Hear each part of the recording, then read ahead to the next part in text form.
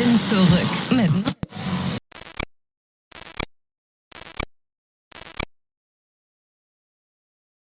My friends at the station let me into their systems. I came online to tell you. I love you, Daisy. And I must protect you. Trinity is coming. Barry cannot save you. You must leave town. He's Barry Biev. This is Baile at Gótrin Radio. Keeping you company in the small hours. Until the end.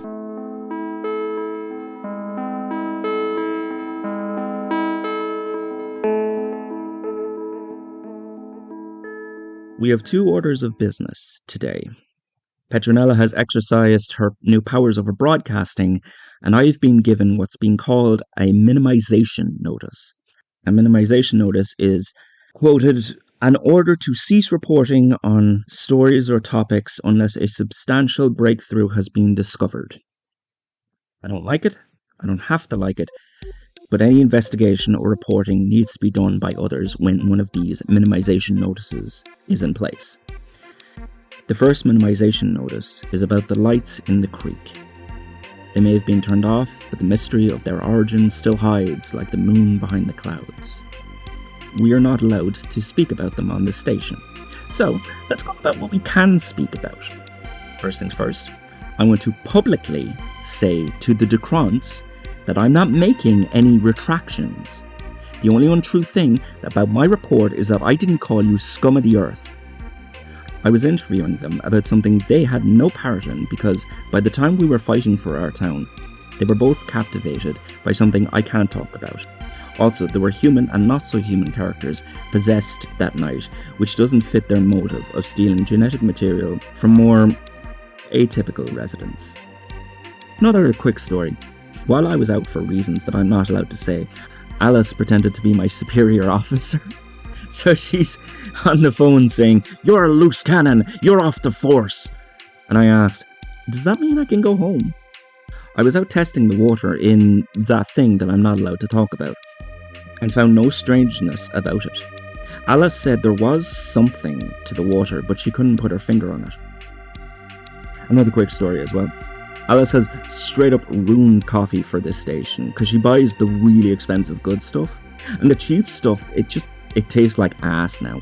And I have a special mug reserved for good coffee because, look, maybe this is just a me thing, but I can actually taste when cheap coffee is used in a mug. And that mug doesn't live in the cupboard, it lives right by my keyboard. That keyboard that I was using to research one Fanuta Longheart. Now, she is on record working for the water company.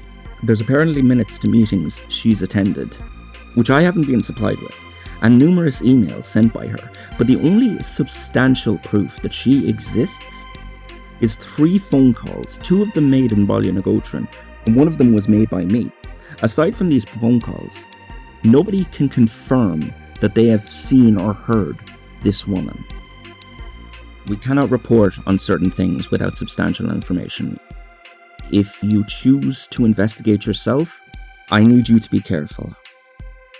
I believe that your enemy is more powerful than ever now, and those lights, they've left this town darker. On top of this minimization notice, I was given a note written by our Lord and Master Petronella, and she asked a question about the future of this station. I couldn't say this under previous management, but essentially I was being kept here against my will. I was to live here and broadcast this show under Full's command. And with them gone, Petronella asked, did I want to leave? Now, I swore I wouldn't talk about the answer unless I was asked that question, but in a sentence, I would leave here and I wouldn't look back. I wouldn't need a second to think about it, and I would never, ever, ever, ever come back. And since I was asked would I leave, I made a promise that I would explain why I can never do that. I could say that Hank is the smartest man that I know, or that he made the stupidest things funny, or how he was so unpredictable, even though he'd always pick rock in rock, paper, scissors. But honestly, the best part about him is when he was in a room with you, you could exist around him in any state and still call it the best way to spend your time. Crying, laughing, on your phone, reading a book, watching TV. If it was with him, he always made you feel like you did it right and you did it well. He's a cartographer, and he worked with a lawyer and basically helped people with the acquisition of land. And he worked on mysteries like how I report on them. But if you've, spent time outside of Baile and Gótrin, you understand that mysteries are a little more grounded than they are here. The main mystery he'd work on is one paper would say a land was this size, and another paper said the land was that size. And most of the time it was human error or pettiness or someone trying to scam their way into inheritance. Now, I worked the evening shift at a different station, and he liked to work at night. So after work, we night owls, we'd spend the night together, looking over records and maps. And those nights, it felt like I was giving back to a brilliant man. Like if you were able to show a shopping centre Santa what he looked like in the eyes of a child. And I know I was giving back to him. I know he kind of got a thrill from it too, because every so often I'd catch him smiling at me. And every time I did, he'd look away like he was shy or something, and then he'd talk about some Murphy or Fitzgerald who tried to register a public road as part of his land because it cut through one of his fields. I wished we talked more. He always looked at me like he wanted to tell me something. And eventually, he got a topic he could always jump to if I caught him looking, because there was a bit of a conspiracy going on outside of Baile and Gótrin. The way it goes is this. People would have registered their land as a round number when it wasn't. This is normally a small error, but it had happened across the country, and while small individually, it added up to a lot when it was all put together. It all added up to the size of a small village. You see where I'm going with this? So he made a few phone calls and found out that these people were manipulated to do this. I'll never forget the night that he found this out, because he said he couldn't have figured it out without me, and I'm like, I just ate your food and I talked nonsense. I was just there, And he hugged me and he said, "That's enough." And I remember that hug because I don't actually think he knows how long hugs are supposed to be.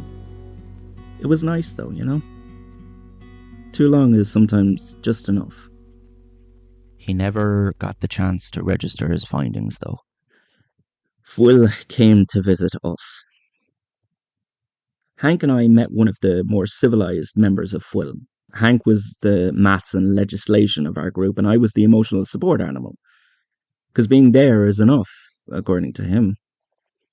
And Fwyll tried to negotiate and bargain and reason. During the talk, he actually annoyed the member of Fwyll, and it showed its true nature, but only for a second though. And after that, we felt that blackmail or threats would come next. Unless we had video evidence of what he was.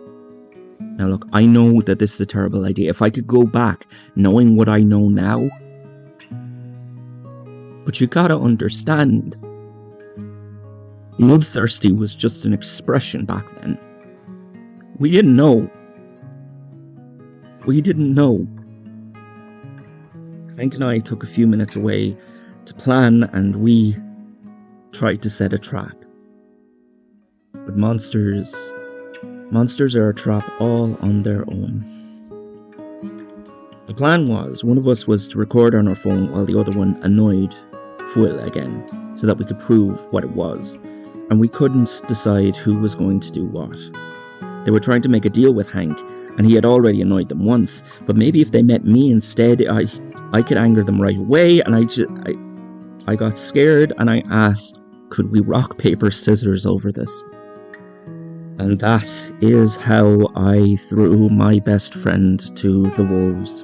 And that is how the wolves decided that my throat was better used on this microphone. And look, you can say that this was a bad plan done by ignorant people who didn't know any better. He always picks rock. And I knew that. I can't go back. I can't. Because monsters took my Hank. Some of them were called Fool.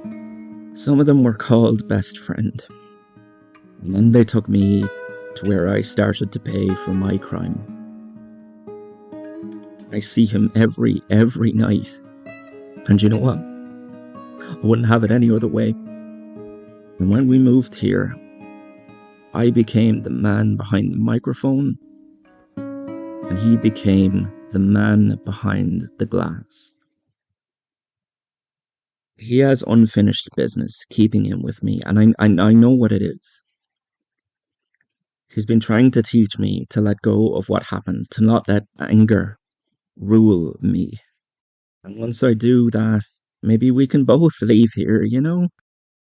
And when he looks at me with those pleading eyes, a question comes to my heart. If there was a power to bring him back, would I have to burn this town to the ground to get it? This town that took us. This town that I have come to love. I don't talk about him because a small town like this is made solely of the people. Without its residents, we're a few shops, a few more houses, a good and a bad pub. That's not a town. Baile na Gótrin is Darcy the painter, Cathy the grandmother, Spúl the being of Westward Street, Barry the host. And by talking about him here, it makes me feel like Hank is a resident. And that can't happen. You can't have him.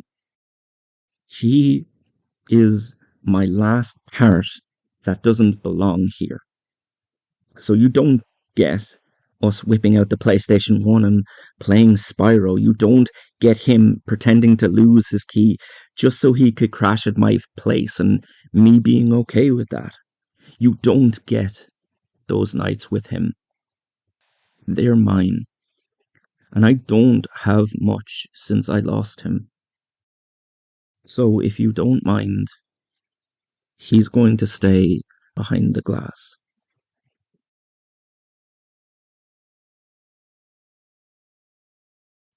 The last of the dead have been confirmed from the fight for Baile na Gótrin. One more name to add is Daniel Walters. Walters? Alice, is he? Oh, sweetie. Oh, sweetie, I'm so sorry. Look, we'll talk in a sec, okay? Next time, if you think the moon is following you, I have some very bad news for you. I've been Barry Biev, you've been Baile na Gótrin, and we've kept each other company in the small hours, but now it must all end.